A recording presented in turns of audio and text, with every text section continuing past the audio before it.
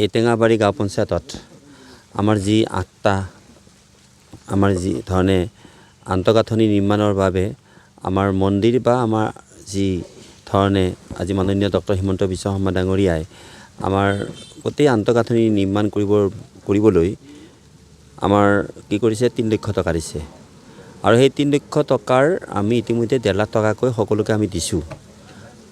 তাৰ পাছতেই আমি কি কৰিছোঁ যে প্ৰত্যেকটো আমাৰ মন্দিৰৰ এই যি আধাৰশিলা স্থাপন কৰিবৰ কাৰণে আমি এটা অনুষ্ঠান পাতিব লাগে চৰকাৰীভাৱে। সেই অনুষ্ঠানটো আয়োজন আৰু সেই প্ৰতিষ্ঠা আমাৰ যিটো আধাৰশিলা সেই কামখিনি কৰাৰ কাৰণে আমাৰ আজি প্ৰায় 8টা উপাসনাস্থলীত সেই কামৰ আমি শুভাৰম্ভ কৰিছোঁ। আমি জনাবলৈ পাই সুখী হৈছোঁ যে যিমানবোৰ আমাৰ মঠ মন্দিৰ আছে বা উপাসনাস্থলী আছে তাৰ ভিতৰতে আমি কমেও এই 5-6টা ইতিমধ্যে কাম শুভাৰম্ভ কৰিছোঁ। তাৰ লগতে আৰু কিছু আছে সেইখিনিও আমি কাম শুভাৰম্ভ কৰিম। আৰু এই যে টেঙাবাৰী গাঁও পঞ্চায়ত যিটো পঞ্চায়ত আগতে কি আছিল যে এইটো আমাৰ কলাইগাঁও সমষ্টিৰ অন্তৰ্গত আছিলে, এতিয়া যিহেতু আমাৰ কলাইগাঁও সমষ্টি নহয়, এতিয়া আমাৰ চিপাঝাৰ সমষ্টিৰ অন্তৰ্গত হ'ল।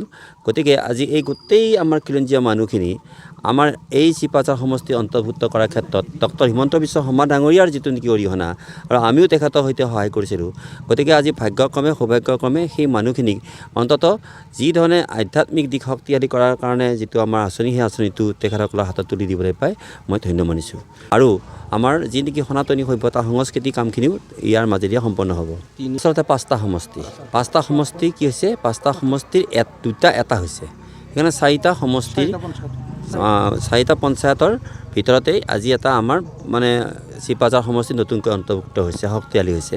গতিকে এইখিনি কৰাৰ ক্ষেত্ৰত মই আকৌ কৈছোঁ যে মাননীয় ডক্টৰ হিমন্ত বিশ্ব শৰ্মা ডাঙৰীয়াৰ যিটো অৰিহণা সেই অৰিহণা আমি কেতিয়াও পাহৰিব নোৱাৰিম।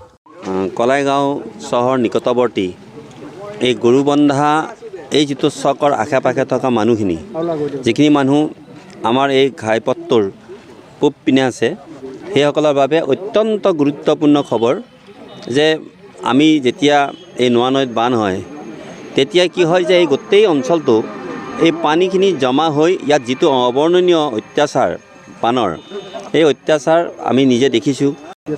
তিয়াচাং এই পথটি কি হয় যে একেবাৰে পানীৰে বুৰ যায় আৰু যোৱাৰ কাৰণে যাতায়াত ব্যাহত হয়।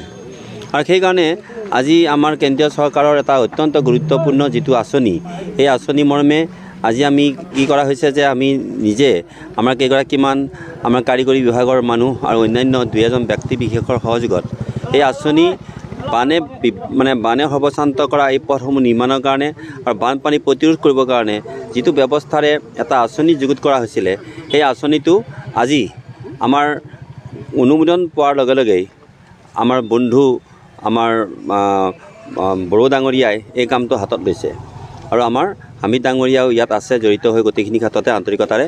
কিন্তু এই গোটেই গাঁওবাসীয়ে আজি অন্ততঃ যিটো কাম তেওঁলোকে হ'ব বুলি ভবাই নাছিল, কেতিয়াও ভবা নাছিল। আৰু এনেকুৱা আঁচনি কিন্তু এইবাৰে প্ৰথম, হয়তো আমি 10 বছৰৰ পিছত চাগে এইটো আঁচনিয়ে প্ৰথম এনেকুৱা আঁচনি আমি ৰূপায়ণ কৰিবৰ কাৰণে সমৰ্থ হৈছোঁ। আৰু সেইকাৰণে মই আমাৰ লোক নিৰ্মাণ বিভাগৰ মোৰ সতীৰ্থসকলকো মই ধন্যবাদ জ্ঞাপন কৰিছোঁ।